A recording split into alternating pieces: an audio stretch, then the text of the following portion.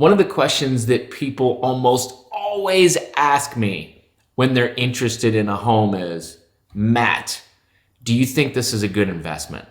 Do you think it's going to go up in value? While I can't predict the future of the housing market with absolute certainty, I do know there are some things that you can avoid when purchasing a home that will almost guarantee that your home will go up in value and be a good investment.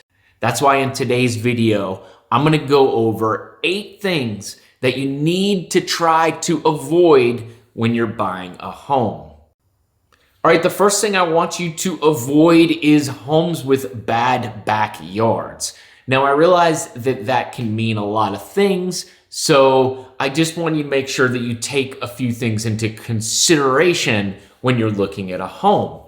Can the backyard fit a fence? Will a fence be able to be installed if it doesn't already have one? That's going to be, even if that's not important to you, that is going to be important to a lot of people in the future. There are so many people that have dogs or they have young children and they just want to have a fence to make sure that people can't get in and that their kids or their dogs won't get out. So I think that's very important. Make sure that it's a backyard that can be fenced in. The next thing you want to look at is there adequate privacy? Now, I realize this is always tough to avoid in today's neighborhoods, but there still are a lot of homes that face woods or they back up to maybe some green space, and those are going to always be a little bit more desirable than homes that back up to other homes. Just think about it. I think it's important. A lot of people want to be able to step out onto their back patio, have a cup of coffee in their pajamas, and not feel like there's somebody staring at them. The second thing that I want you to avoid is a home that has giant power lines running through the back. I don't know if you guys have ever seen these. I think almost every town or city has them, where you've got these just giant power lines that run through the woods and it's all cleared out around them. And occasionally they build homes right near these power lines. Now, I have no idea if it's unhealthy for you to live near them. I would imagine it probably is, but also they're just a giant eyesore. And people are just so uncertain about them. If you buy a home with giant power lines behind them, I don't think it's a good investment. I think it's going to be hard to sell, and I think you're going to end up making less money than you could versus a home that faces maybe some nice woods or some nice green space. So don't buy a home with power lines behind it. The third thing that I want you to avoid, if possible, is buying a home that's located right along a busy road. And there's a lot of reasons for that. First of all, busy roads and cars are just really loud. So now you're going to go in your backyard or when you're hanging out in your garage and you're just going to hear that tire noise and cars driving by, and that's just annoying. And then secondly, you're probably going to have some type of compromised privacy because of that road. There's a good chance that maybe your house is sideways to it or the backyard's facing that back road. So now everybody that drives by is going to see you out there in your PJs or whatever. And that's just not an ideal situation for most people. And then thirdly, it's just safety. What if you or if someone that's looking at your home in the future has small children? They're not going to like being near a busy road. That could be dangerous. So if you're looking to make the best investment in a home and make the most money, don't buy a home right next to a busy road. The fourth thing that I want you to avoid is buying a home that's got what I would call rough neighbors. If you pull up and your neighbor's house is very visible and their yard looks like crap and they've got junky cars and their siding's all dirty and just nasty, don't buy that house. I promise you guys, those people are probably going to be there forever. And when you go to resell your home, people are going to notice that, and it's going to unfortunately hurt the value of your home.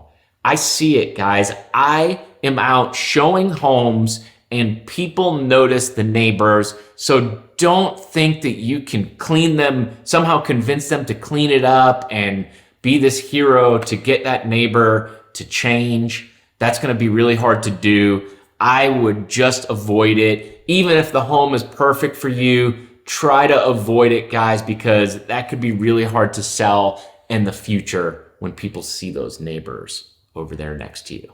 The fifth thing that I want you to avoid, if possible, when buying a home is a yard that just has too much slope to it. And there's really several reasons for that. First of all, if it's got a lot of slope, it's just a pain for you to walk around on and mow. It's just not easy or nice or usable. Think about that. I showed a home yesterday that the front yard, I'm telling you guys, it was at least like a 45-degree angle. My buyers and I were like, how in the world would you mow this? And then the driveway was super steep. So every time you walk to the mailbox, you're going to get this glute workout and you're going to have glutes. They're going to be huge and it's just going to be awkward. So that's one reason. The second reason would just be like drainage and water. Depending on the way that this slope is angled or is facing, what if you've got a lot of water pooling in an area or coming towards your house? That's just not good. You don't want slope like that. So guys, even if the house is perfect, try to avoid too much of an extreme slope. If you need to do it, then you're gonna have to look into maybe putting in some retaining walls and doing some layers and just trying to even some things out to make it more usable. But if at all possible, avoid having a yard that has too much slope to it. The sixth thing that I want you to avoid is buying a home with a bad, or what I would call maybe like an awkward floor plan. And you guys know what I'm talking about. Don't think that you're going to be able to come in there and move walls and somehow turn this weird floor plan that doesn't make sense into a masterpiece. I'm telling you guys, it's harder than you think. You guys know what a good floor plan is for you and for most people. You know how many bedrooms most people are going to need. So just try to stick to something that is very functional and makes sense. I promise if you buy a bad floor plan, you are going to regret it when it comes time to sell that home.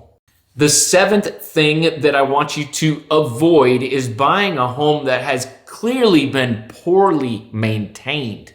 If we show up to see that home and the yard looks like crap, the siding is dirty and rotten and fallen off, the roof doesn't look like it's ever been replaced, and then we go inside and it's the same story, you are going to have your work cut out for you to make that home look and feel like you would want it to. It's a lot harder than you guys think.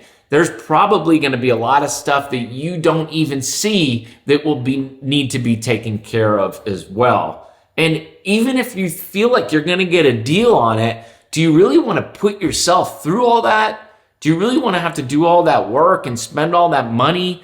It's a lot of work, guys, and it'd be a long time before you get to actually enjoy that home and where it would be like you want it to be. There are too many good homes out there that have been so well maintained. There are so many homeowners out there that are just so picky and like take care of every little thing. That's the home you want to find. Don't buy the one that hasn't been maintained well. It's not worth it, guys. It's a bad investment. All right, the eighth and final thing that I want you to try to avoid doing is buying the largest and most expensive home in a neighborhood. Typically, you want to do it the other way around and buy the smallest and least expensive home in a neighborhood. But I realize that's not always easy to do. So the best thing you can do is at least stay in the middle range for that neighborhood. I want you to think about it this way. Say you have a neighborhood and most of the homes are typically $500,000. And then you have another neighborhood where most of the homes are typically $800,000. Normally, this $800,000 neighborhood is going to be considered better, right? That's just normally how it is. If you have a home over here that is $800,000 in this neighborhood, most buyers for that home would rather live in that other neighborhood. So they're not going to look at your home. So it's not going to sell as quick. It's not going to be as good as an investment. So you want to try to make sure you get a home in a neighborhood that's in the meat of the home prices there. To the middle or to the bottom would be best if you can do that. I realize it's hard to always do that, but it's something I just want you to think about if you want to make a good investment and get a home that's going to appreciate over time. All right, guys, thank you so much for watching. Once again, my name's Matt Bogosian. I'm a real estate agent right here in the Middle Tennessee area. Give me a call if you'd like to buy a home. Thanks so much. We'll see you next time. Bye.